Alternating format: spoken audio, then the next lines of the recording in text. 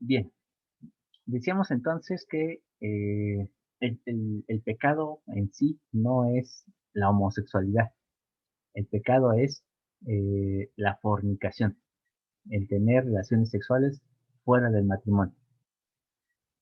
Entonces, teniendo esto en cuenta, podemos saber que la impureza sexual no se refiere a lo que piense o lo que siente la persona, sino al acto en sí.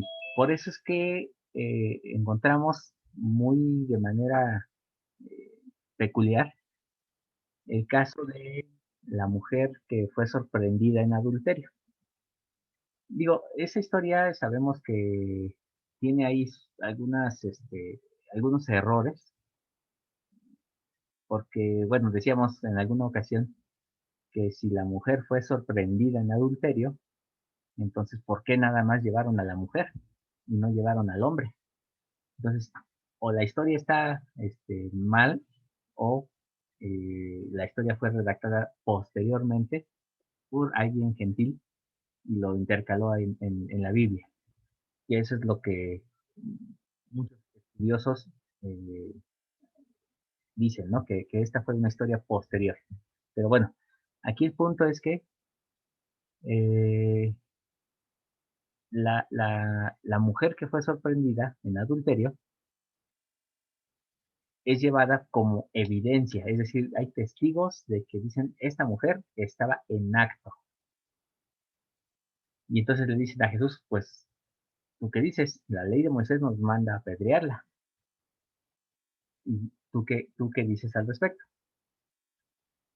Aquí es donde viene esta parte importante con respecto a la ley de Moisés, porque la ley de Moisés, aunque efectivamente dice que hay que apedrearla, lo cierto es que eh, el pecado caret es es más grave que el darle vaya, perdón, la muerte física no, no acaba con el pecado. Y entonces esta mujer se encontraría en una muerte espiritual, una segunda muerte mucho más grave. No sabemos qué escribió Jesús en la arena mientras acusaban a esta mujer. El pasaje nos dice que él empezaba a escribir cosas en la arena. Algunos dicen que estaba escribiendo eh, los nombres de las mujeres con las que los judíos estaban eh, teniendo relaciones sexuales fuera de sus matrimonios, por lo cual entonces viene la culpa en ellos y entonces nadie lanza la piedra. Otros, digamos, estudiosos hablan de que Jesús estaba escribiendo algunos pecados que estaban cometiendo los judíos y que eso también les lleva a un dolor de conciencia que les impide lanzar la primera piedra. Ahora, esto tiene una implicación muy importante con Yom Kippur, pero quisiera que fuéramos por partes. Muchas gracias, Gaby, por compartir el discurso.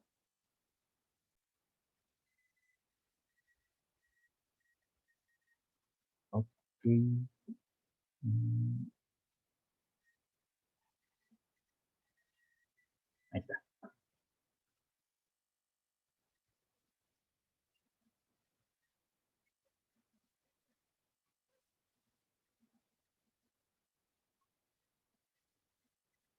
Compartí una declaración oficial, es del 2016, pero ahorita les comparto el discurso. Lo sigo buscando. Ok, muchas gracias. Bien, entonces,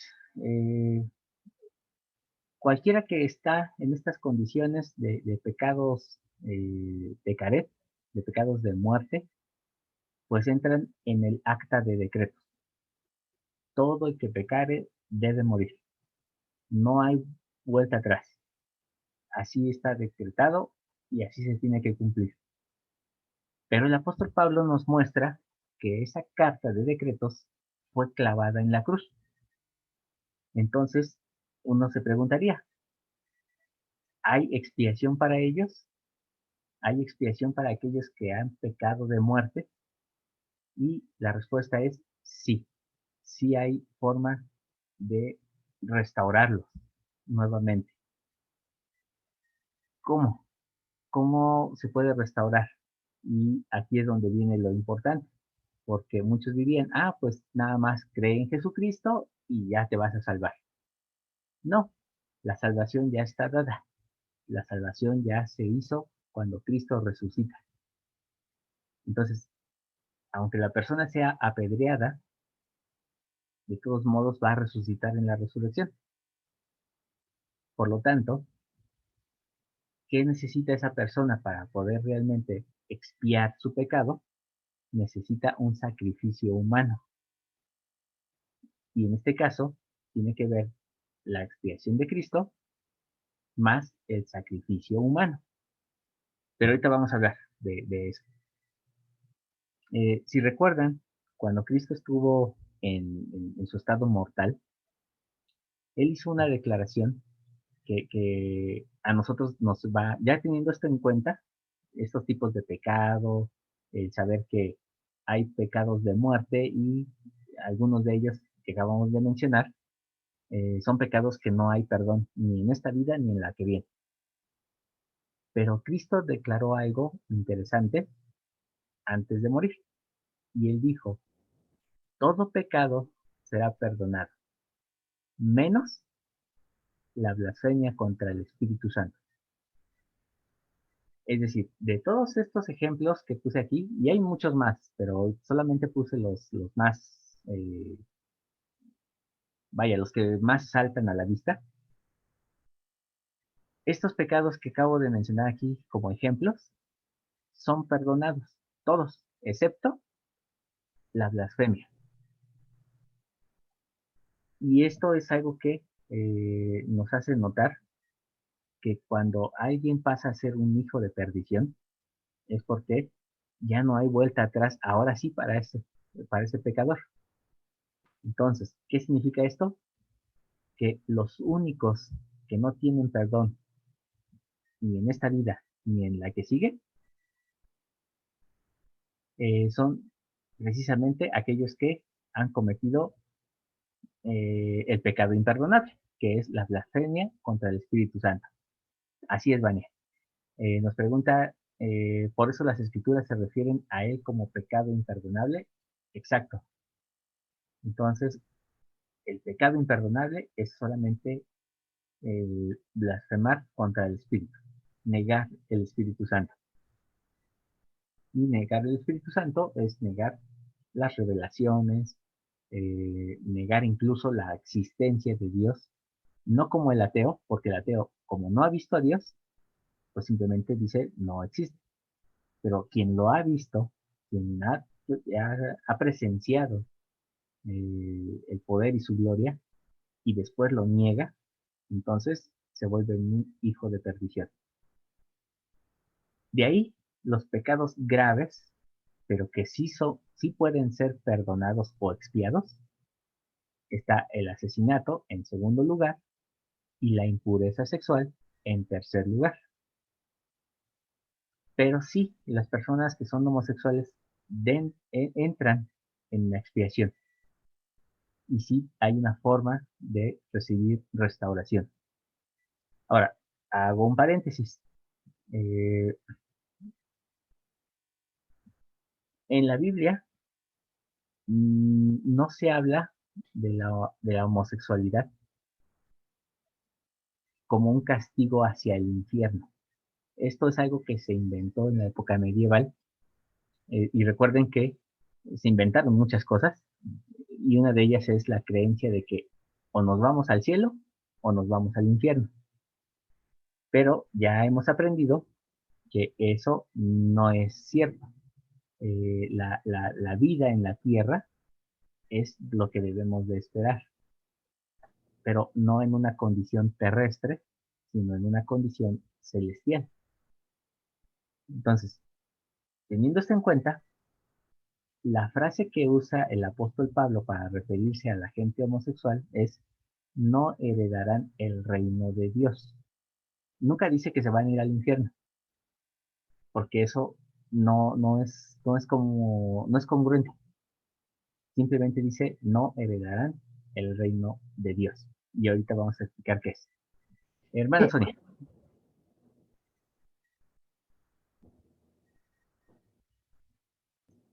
Perdón, cuando estabas hablando ahorita acerca del pecado imperdonable, por ejemplo, estaba pensando, los que, un ateo, ¿no? Que dice que no ha visto a Dios, sino, pero por ejemplo, los que ya hicieron convenios, llamémoslo así directamente, en el templo, que ya hemos sido investidos, que hemos participado, y de repente digo, ya no quiero seguir y me voy a, no sé, se me ocurre, me voy a casar en la iglesia católica. Sería una parte de negar el espíritu y ser parte de este pecado imperdonable. Es un ejemplo, digo, se me viene a la cabeza, pudieran ser, pero para mí sería a lo mejor así como que representativo. Muy bien, es un buen ejemplo. Ahorita lo vamos a aclarar. Uriel, adelante. Sí, sí, ya recordé, va con esto también de la homosexualidad, lo que quería comentar anteriormente. Y sobre esto que usted mismo estaba comentando, hermano Juan, eh, las personas no podemos morar por justicia y por lógica en una gloria más alta de la que nos hemos formado o en la que nos hemos aclimatado en la tierra, porque no correspondería, no podríamos por nosotros mismos, ¿no? Por un estado físico y tanto un estado mental, si se piensa así, ¿no? Por un ejemplo, o sea, em, alguna autoridad llegó a mencionar que si queremos saber en qué gloria nos correspondería, pues es bastante visible cuando vemos la forma en que pasamos los días de reposo, ¿no? Ujú. Es decir, si no disfrutamos de una santidad, pues sería del peor para nosotros, pues estar en una santidad o sacralidad, pues constante, ¿no? Sería insoportable. Entonces, pues cada uno es colocado pues en aquel lugar adecuado que le corresponde. También pensaba en este significado de Satanás, que viene de Shat-an, si bien recuerdo, que significa el que separa, el que divide. Y entonces pienso que el cuerpo y el espíritu realmente no deben de ser comprendidos como dos cosas que se separan, sino dos elementos que actúan en comunión para actuar respecto a este potencial divino que tenemos, ¿no? Y Así es. entonces, pues cuando hay una incongruencia entre estos dos, tanto el cuerpo como el espíritu, pues es cuando no se puede lograr este potencial. Y es por eso que creo que como miembros de la iglesia tenemos el conocimiento de que existen espíritus sexados, si se puede llamar así, espíritus hombres y mujeres, Ujú. y pues que estos están hechos para una clase de procreación mayor, eh, y pues el hecho de que em, sean acostumbrados a juntarse entre seres del mismo sexo, pues es incongruente con el motivo para el que están hechos. Ok, Uriel, muchísimas gracias por el comentario. Yo tengo una pregunta. Adelante, hermana. Tiene que ver con el adulterio. Hace algunos años, no me acuerdo en qué clase fue, mencionaron que David había quedado destituido de la gloria de Dios por lo que hizo, tomar una mujer ajena, Ujú. que con nada iba a poder él venir y obtener el perdón divino, ¿no? Que él ya estaba condenado, estás afuera y afuera te quedas. Ahorita se está hablando de que se puede perdonar, ¿no? El adulterio. Ahora, yo leí 2, 3 veces todo lo que tenía que ver con la vida del rey David porque me llamó mucho la atención eso, ¿no? Era una persona muy especial, con un corazón conforme Dios. Entonces, pues la carne lo jaló, pero su espíritu estaba con Dios y cuatrapió, ¿no? Como ser humano. Entonces, él después de todo eso que pasó, pierde el hijo, después tiene el otro, y entre los otros hijos, uno viene y hace algo mal con la media hermana y el otro medio hermano y sangre y demás. Como le dijo el profeta, tú metiste espada en tu casa y la vas a sufrir, pero según lo que yo leí de la historia de él, sufrió y se arrepintió 1,000 veces y pidió perdón. Y según dice ahí, que sus últimos años los vivió en paz. Entonces yo pienso que el Señor sí lo comprendió y sí lo perdonó, a pesar de lo que me dijeron aquí, ¿no? Yo no lo rebatí, pero eso me quedó como que una espinita de que no, pues si Dios es bueno, ¿no? Y este hombre puso de manifiesto, ¿no? Lo que Dios era para él. Entonces, me queda claro ahorita que sí, según eso que estamos estudiando, él sí alcanza poder Así es. llegar. Gracias. Muy bien. Entonces, bueno, primer punto, el caso que nos pone la hermana Sonia. Cuando alguien se va de la iglesia y dice, pues sí, yo ya conocí el libro de Mormón, sentí que era verdadero, tomé mis investiduras, llegué al templo, pero ahora ya no quiero nada con la iglesia y me voy a otra congregación. No es pecado imperdonable. Eh, a lo mucho se le puede llamar apostasía, porque uno se separa de la iglesia, pero no es pecado imperdonable. La apostasía es, pues, es rebeldía, eh, pero es más un pecado abón, es decir, una rebeldía con cierto desconocimiento de las cosas, pero no es pecado imperdonable. El pecado imperdonable es más como lo que hizo Caín. Caín hablaba con Dios, él era un sacerdote, era incluso profeta. ¿Cómo sabemos que era profeta? Porque hablaba con Dios personalmente, cara a cara, y le decía, ¿dónde está tu hermano? Y Caín le respondía, ¿soy yo acaso guarda de mi hermano? Entonces, ¿qué ocurre? Que Caín tenía presente la existencia de Dios y aún así mató a su hermano, eh, acepta a Satanás como su cabeza en lugar de aceptar a Dios. Entonces, eso es negar el Espíritu, es rechazar totalmente a Dios a, a pesar de conocer su gloria, a pesar de eh, estar conscientes de saber quién es, cómo es, escuchar su voz. Eso sí es un caso de hijo de perdición. Entonces, digamos, ya estamos hablando de un nivel más allá, cuando alguien casi ha palpado la existencia de Dios. Entonces, sí, hay que hacer esa distinción. Alejarse de la iglesia es simplemente apostasía, pero eh, negar a que la existencia de Dios a sabiendas que uno lo ha visto, entonces eso sí es una blasfemia contra el Espíritu Santo.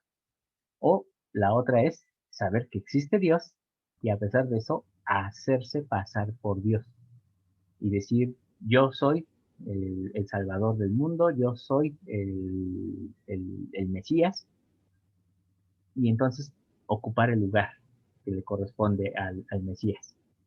Hacerse pasar por Dios, eso sí es también una blasfemia.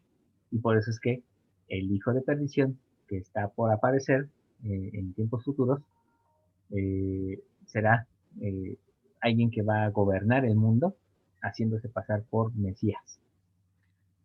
Juan, Sí. es como decir que no siente que no ve el sol sintiendo el calor en su cara, ¿no? En su cuerpo. Así es. Pues, Vania, no sabemos quién será el anticristo, el falso Mesías, pero sabemos que todo lo que está ocurriendo a nuestro alrededor es algo que vaya, que está preparando el terreno para su aparición. Sherem, pues sí, los anticristos que se mencionan en el libro de Mormón son algunos ejemplos de personas en las que incluso sabemos que fueron engañadas por Satanás directamente y actuaron creyendo que eran visitados por un ser celestial. Entonces, ahí es donde debemos de tener cuidado y saber que no cualquier persona puede ser un hijo de perdición. Muy bien. El siguiente punto.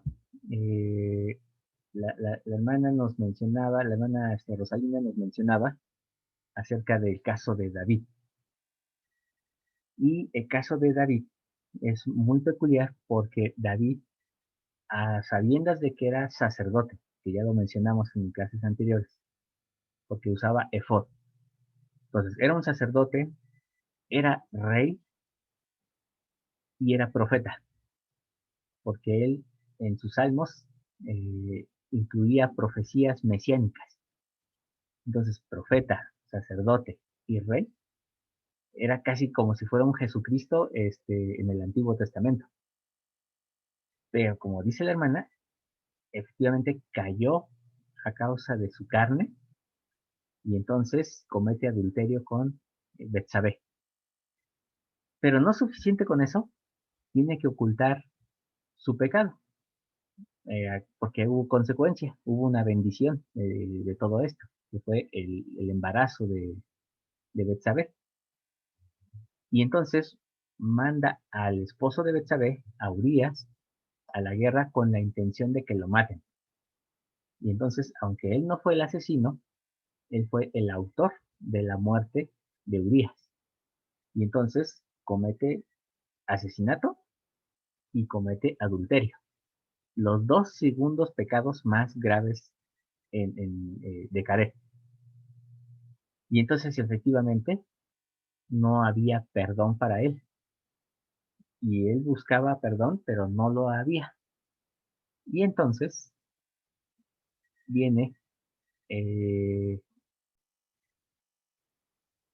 la forma en la que él podría salir del agujero que él mismo había cavado. Y para esto yo quisiera que pudiéramos ver un pequeño video sobre un discurso que nos habla precisamente sobre los sacrificios humanos. ¿Qué tuvo que sacrificar David para poder recibir el perdón de sus pecados? Y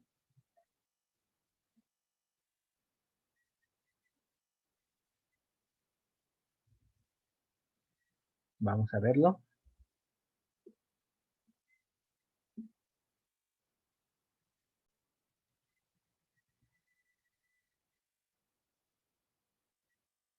How I love Elder Joseph Wirthlin. Cómo amo al Elder Wirthlin.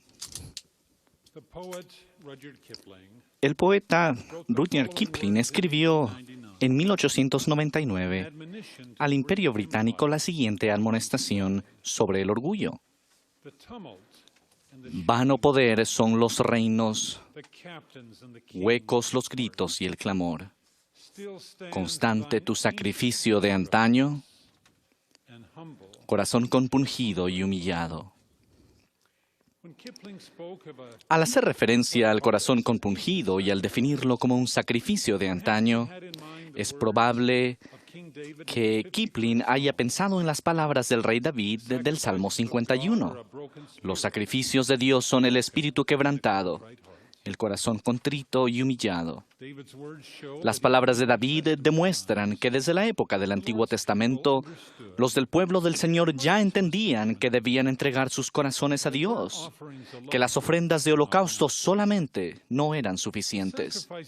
Los sacrificios que fueron ordenados en la dispensación de Moisés eran una representación simbólica del sacrificio expiatorio del Mesías, que era el único que podía reconciliar al hombre pecador con Dios. Tal como lo enseñó Amulek, y he aquí este es el significado entero de la ley, pues todo ápice señala a ese gran y postrer sacrificio, el Hijo de Dios. Después de su resurrección, Jesucristo declaró al pueblo del Nuevo Mundo: vuestros sacrificios y vuestros holocaustos cesarán, porque no aceptaré ninguno de ellos, y me ofreceréis como sacrificio un corazón quebrantado y un espíritu contrito. Y al que venga a mí con un corazón quebrantado, lo bautizaré con fuego y con el Espíritu Santo. ¿Qué es un corazón quebrantado y un espíritu contrito, y por qué se considera un sacrificio? Como en todas las cosas, la vida del Salvador nos da la respuesta. A pesar de que Jesús de Nazaret era sin pecado, vivió con un corazón quebrantado y un espíritu contrito, tal como lo demuestra por medio de su sumisión a la voluntad del Padre. Él dijo: porque he descendido del cielo no para hacer mi voluntad, sino la voluntad del que me envió. También dijo a sus discípulos: llevad mi yugo sobre vosotros y aprended de mí, que soy manso y humilde de corazón. Y cuando llegó la hora de hacer el sacrificio final, que formaba parte de la expiación, Cristo no rehusó beber la amarga copa, sino que se sometió totalmente a la voluntad de su Padre. La sumisión perfecta del Salvador al Eterno Padre es el ejemplo ideal de un corazón quebrantado y un espíritu contrito. El ejemplo de Cristo nos enseña que un corazón quebrantado es un atributo eterno y divino. Cuando nuestro corazón está quebrantado, somos plenamente receptivos al Espíritu de Dios y reconocemos nuestra dependencia de Él para todo lo que poseemos y lo que somos. Tal sacrificio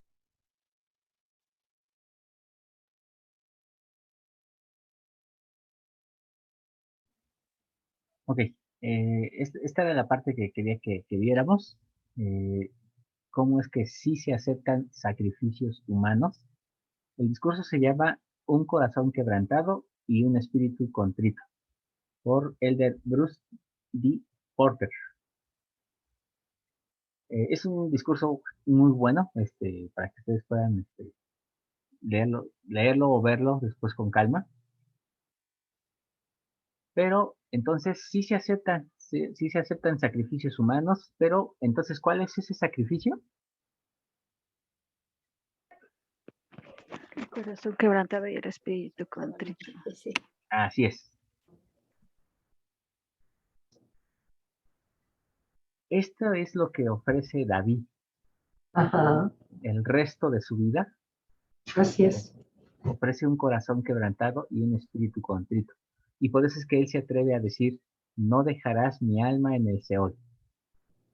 Sabía que tenía que pagar la parte que le correspondía, pero aún así, debido a este sacrificio, entonces sabía que había una forma de salir del Seol. Uriel, adelante.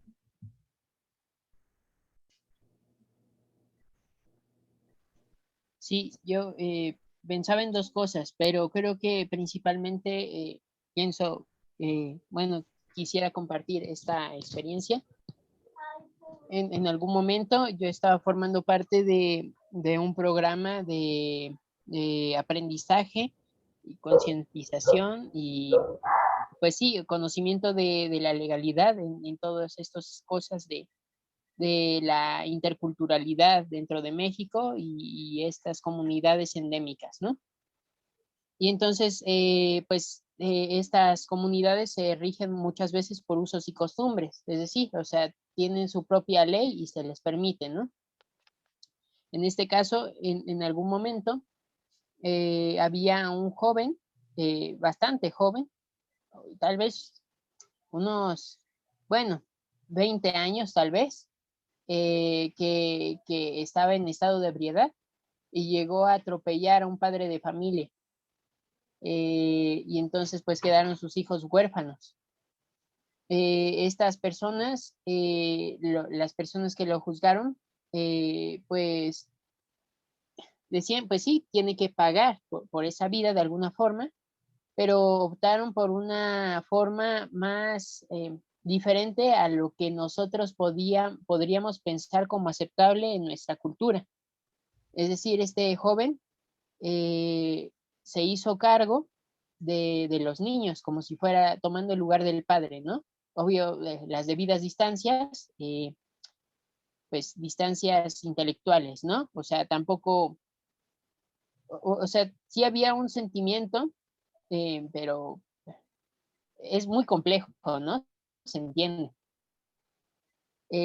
Tanto de parte de los niños como de la madre y pues del joven que se hizo cargo, ¿no? Pero yo creo que es un ejemplo de estos sacrificios que podemos hacer para restitución de estos pecados, ¿no? El joven estaba dando de manera simbólica tal vez, pues sí, esta restitución, el lugar de la vida que quitó, ¿no? Y entonces creo que son ejemplos muy, muy bonitos que requieren mucha madurez, pues de estos casos en que se intenta dar o hacer algo para solucionar estas problemáticas. Ujú. Así es, Uriel, muchas gracias por esto que nos comentas. Si se dan cuenta, eh, este tipo de sacrificio no solamente implica el sentir el pesar, la contrición del corazón, sino implica la restitución también. Pero como son pecados graves, en este caso hablamos, por ejemplo, de David, la impureza sexual, el asesinato, en este caso que nos pone Uriel, eh, que también tiene que ver con la muerte, pues no se puede restituir la vida, no se puede restituir el honor, ni la virtud. Entonces, cuando se pierden ya no son cosas que se puedan restaurar, pero de alguna forma se tiene que hacer un sacrificio para eh, llevar a cabo esto. Ya para terminar, solamente quiero comentarles el caso de Abraham e Isaac. Cuando Abraham sube a la montaña y va con su hijo para sacrificarlo, su hijo le preguntaba, pues llevamos la leña, llevamos las cuerdas, pero ¿dónde está el borrego que vamos a matar para el sacrificio? Y entonces le dice, Dios proveerá. Y muy posiblemente a lo largo del camino hubo muchas conversaciones con respecto a dónde está ese borrego. Bueno, llegan al altar y entonces yo me imagino, la Biblia no lo dice, pero llegó un momento en el que Abraham tuvo que haberle dicho, pues Dios me mandó esto y hay que hacerlo. Y pues Isaac estuvo dispuesto a sacrificarse, a hacer sacrificio humano para Dios. La historia nos cuenta que en el momento en que Abraham levanta su mano para empezar el sacrificio, el ángel de Jehová lo detiene y le dice, no es necesario. Ahora sé que realmente amas a Dios. Y en ese momento aparece un carnero que ya es un borrego adulto, ya con astas, con cuernos, que incluso dice que estaban enredados sus cuernos con una zarza. Entonces estaba este carnero ahí atorado, y ese es lo que se toma como sacrificio. Esa es la provisión de Dios, un carnero. Y decíamos en clases anteriores, esto es importante porque en Pascua el Señor pide un cordero, un macho cabrío que fuera joven, mientras que en Yom Kippur, para hacer expiación, es decir, para tomar el lugar de el ser humano, Dios pide un carnero. En la próxima clase vamos a cerrar este tema, ya viendo los detalles del rito de Yom Kippur. Pero sí es importante esta parte, donde podemos ver que el Señor sí pide sacrificios humanos, pero no pide la vida humana. No, el Señor no quiere la vida humana. Lo que quiere es el sacrificio, y entonces el resto Dios proveerá. Hay una provisión para no llegar al punto de abrir a la persona, sacarle el corazón y ponerlo en el altar. No tiene caso eso para Dios. Y esto nos implica conocer qué significa sacrificio. La próxima clase vamos a hablar sobre qué es un sacrificio, y entonces vamos ahora sí a entender todo el rito de Yom Kippur para saber por qué Cristo, aunque derramó su sangre, lo importante no era ese derramamiento, sino cómo se utiliza la sangre. Y vamos a ver que nosotros, en la actualidad, como sacerdotes, utilizamos la sangre de Cristo, y Cristo, actualmente en el cielo, bueno, no en el cielo, sino en la presencia del Padre Celestial, Él utiliza su sangre para hacer la otra parte que le corresponde. Hasta ahora solamente nos quedamos viendo cómo hay una provisión para que Dios pueda expiar nuestra culpa. Y cuando algún homosexual diga, es que no puedo acercarme a una iglesia porque tengo este sentimiento, eso debe de quitarlo de su mente. Existe una expiación para ello. Hay una forma de redimir ese sentimiento, siempre y cuando esté dispuesto a hacer un sacrificio.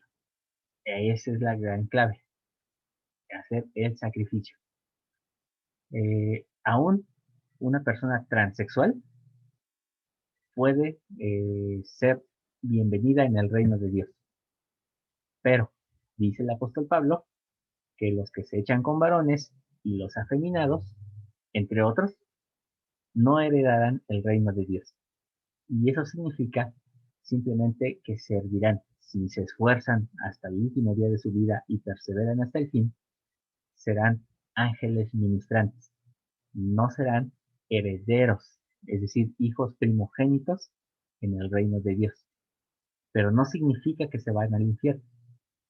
Entonces, eso es bien importante, hacer esta distinción, y pues el tiempo se nos ha acabado. Agradezco mucho su asistencia. Ya no nos da tiempo de hacer la oración, pero cenen rico y a dormir. Cualquier pregunta, pues ahorita la vamos a dejar pendiente porque ya se nos fue el tiempo y ya nos quedan menos de un minuto. Gracias. Buenas noches. Gracias. Buenas noches. Bye. Buenas noches. Cuídense mucho. Muchas gracias. Linda noche. Gracias, Juan.